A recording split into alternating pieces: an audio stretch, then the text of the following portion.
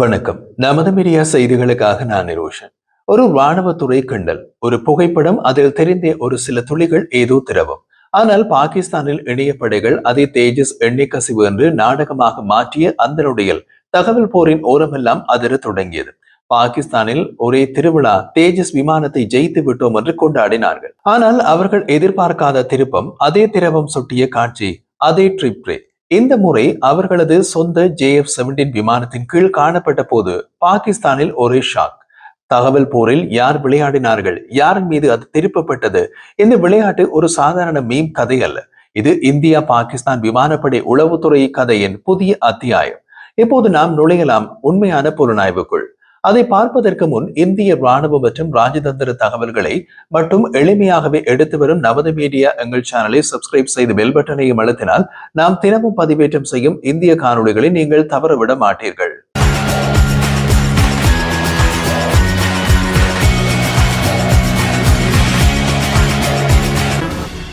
பாகிஸ்தான் ஊடகங்கள் மற்றும் சமூக வலைதள பதிவுகளில் வைரலாகி ஒரு இந்திய தயாரிப்பு தேஜஸ் விமானத்தின் புகைப்படத்தின் மேல் பெரிய எழுத்துக்களில் எழுதப்பட்ட வாசகம் தேஜஸ் எண்ணெய் கசிவு, அதாவது தேஜஸ் விமானத்தில் ஆயில் லீக் இருக்கிறது என்று கூறி கிண்டல் அடித்துக் கொண்டிருந்தார்கள்.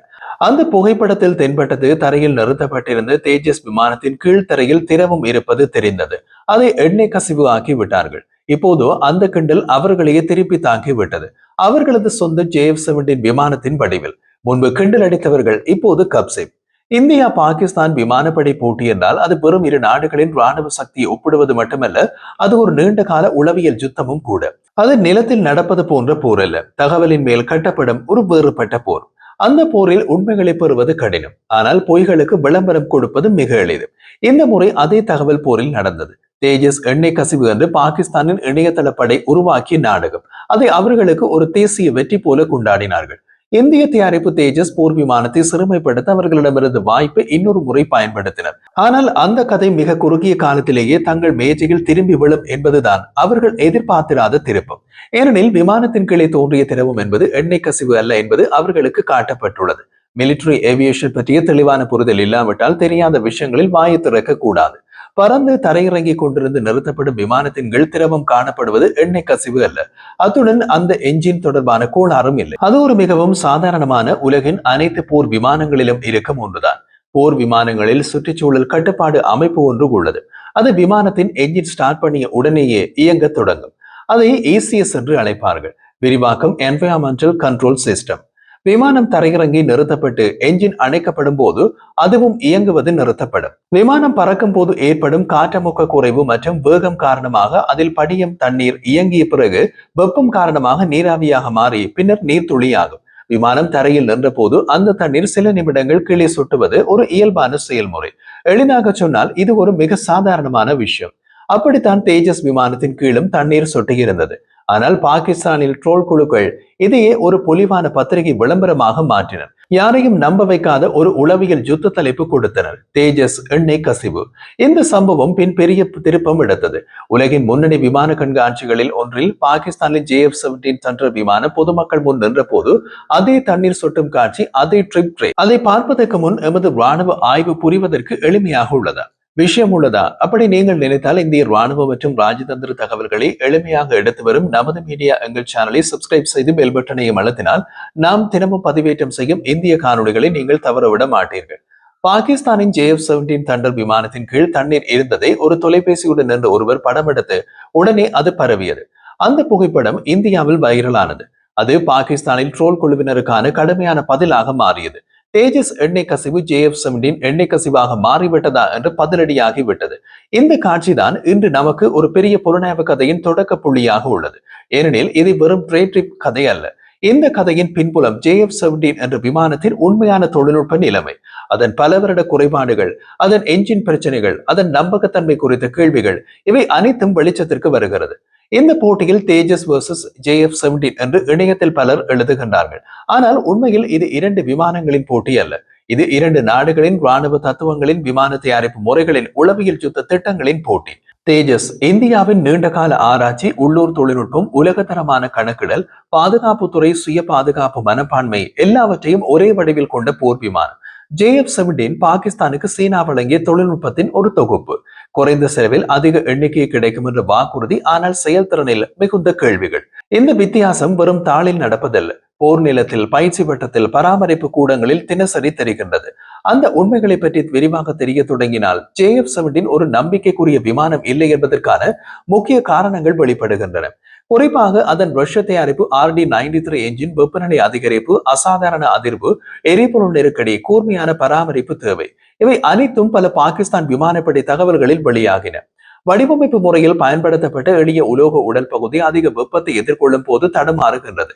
மேலும் சீனாவின் ஏவியானிக்ஸ் பேக்கேஜ் எளிதாக இருந்தாலும் பல நாடுகளில் அவை தொடர்ந்தும் சர்வதேச சோதனைகளில் முழுமையாக நம்பிக்கை பெறவில்லை. மாறாக இந்தியாவின் தேஜஸ் ஒரு டெல்டா விங் வடிவமைப்பில் உருவாக்கப்பட்ட விமானம். அதன் ஃபிளை பை வயர் கட்டுப்பாடு, அதன் காம்போசிட்டிவ் பொருட்களால் ஆன உடல் பகுதி, அதன் என்ஜின் கட்டுப்பாடு முறைமை, இவை எல்லாம் JF-17 விட அதிக திறன் கொண்டதாக உள்ளது. பலருக்கும் தெரியாத ஒரு தகவல் என்னவென்றால், தேஜஸ் விமானத்தின் திடீர் திருப்பு திறன் MiG-21 விட அதிகம். அதே சமயம் JF-17 திடீர் திருப்பலில் அதன் என்ஜின் ஸ்டோல் மார்ஜின் இழக்கின்றது என்று பல சீன சோதனை அறிக்கைகள் காட்டுகின்றன. இது மிகவும் முக்கியமானது. எங்கே என்றால் விமானத்துரத்தில் போர்களின் போது. எதிரி விமான துரத்தில் தொடங்கினால் சடுதியான திருப்பங்களின் மூலமே தப்பிக்க முடியும். அதை தேஜஸ் விமானத்தில் செய்யலாம். JF-17 விமானத்தில் செய்தால் என்ஜின் நின்று போகலாம் அல்லது சக்தி கொடுப்பது குறையலாம். பாகிஸ்தானின் இணையதளங்களில் JF-17 ஒரு பெரிய வெற்றி கதையாகவே வர்ணிக்கப்படுகின்றது. ஆனால் அந்த கதையின் நிழல்களில் நின்றால் உண்மையான தொழில்நுட்ப பிரச்சனைகள் அங்கேயே காத்திருக்கின்றன.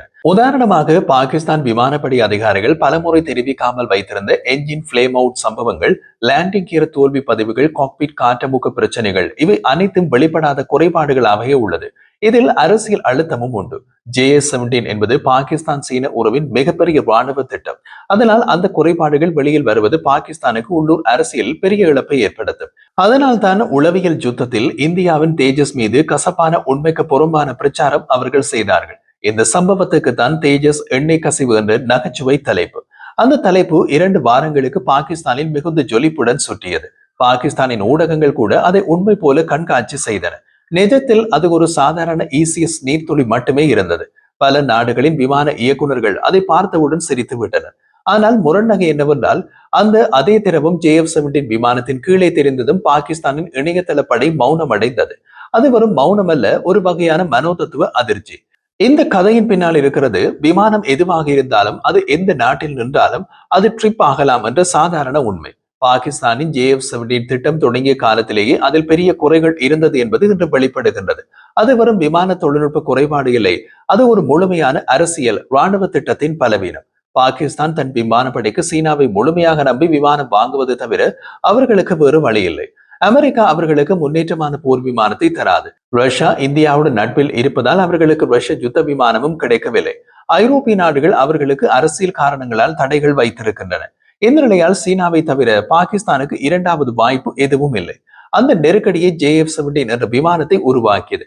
அதனால் சீனாவின் விமான திட்டங்கள் பல நாடுகளின் சோதனைகளில் எத்தனை தடவைகள் பாராட்டை பெற்றுள்ளன என்பதை ஆய்வு செய்தால் அதில் மிக குறைவானவை மட்டுமே தங்கள் தரத்தை நிரூபித்துள்ளன. அந்த பட்டியலில் JF-17 போன்ற குறைந்த செலவு மலிவு விலை விமானங்கள் பெரும்பாலும் கடுமையான விமர்சனங்களில் மட்டுமே இடம்பெற்றுள்ளன. விமானத்தின் வடிவமைப்பு, அதன் உள்நாட்டு பொருட்கள், அதன் ஏவியானிக்ஸ், இவை அனைத்தும் குறைந்த தரத்தில் உள்ளன என்று பல வெளிநாட்டு விமான நிபுணர்கள் எழுதிவிட்டனர். குறிப்பாக சீனாவின் பல விமானங்களில் உள்ள அதிக வெப்பமடைதல் பிரச்சனை, அதாவது என்ஜினில் அதிக வெப்பம், இது JF-17 மிகவும் அதிகமாக காணப்படுகிறது. இப்போது பெரிய கேள்வி ஒன்று வருகின்றது. JF-17 விமானம் உண்மையாகவே ஒரு நம்பத்தகுந்த விமானம் தானா? அது நிஜ போரில் எவ்வளவு நம்பிக்கை அளிக்கும்? இந்த கேள்விக்கு பதில் தேடும் போது நாம் பாகிஸ்தானில் கடந்த 15 ஆண்டு JF-17 விமான விபத்து பதிவுகளை பார்க்க வேண்டும். அவர்களின் அதிகாரப்பூர்வ அறிக்கைகள் மிகவும் குறைவான விபத்துகளை மட்டுமே பதிவு செய்துள்ளன. ஆனால் ஊடக பக்கங்கள், சமூக தரவுகள், புலனாய்வு குறிப்புகள் வேறு கதையை சொல்கின்றன. JF-17 என்ஜின் பிரச்சனைகள் அதன் முக்கியமான பலவீனங்களில் ஒன்று. அதனால் ஏற்பட்ட பல விபத்துகள் மறைக்கப்பட்டன. அதே சமயம் தேஜஸின் பராமரிப்பு செலவு, அதன் நம்பகத்தன்மை, அதன் உள்நாட்டு தொழில்நுட்ப ஆதரவு எல்லாமே இந்திய விமானப்படைக்கு மிகப்பெரிய நன்மையை அளிக்கின்றன. குறிப்பாக தேஜஸ் விமானத்தின் MK-1 வடிவமைப்பில் இருக்கும் புதிய மேம்பாடுகள், AESA ரேடார், மேம்பட்ட மின்னணு பாதுகாப்பு அமைப்பு, வேகமான ஆயுத ஒருங்கிணைப்பு, இவை அனைத்தும் தேஜஸை JF-17 விமானத்தை விட 2 படிகள் மேல் நிறுத்துகின்றன. உண்மையில் JF-17 Block 3-இல் AESA ரேடார் சேர்க்கப்பட்டாலும் அதன் மிஷன் கம்ப்யூட்டர் மற்றும் சென்சார் ஃபியூஷன் முறைமைகள் இன்னமும் தேஜஸ் அளவுக்கு சீரானவை அல்ல. இதன் காரணம், எந்த உண்மையான ராணுவ விளையாட்டிலும் JF-17 இந்தியாவின் தேஜஸை சமமாக எதிர்கொள்வது ஒரு கற்பனை மட்டுமே.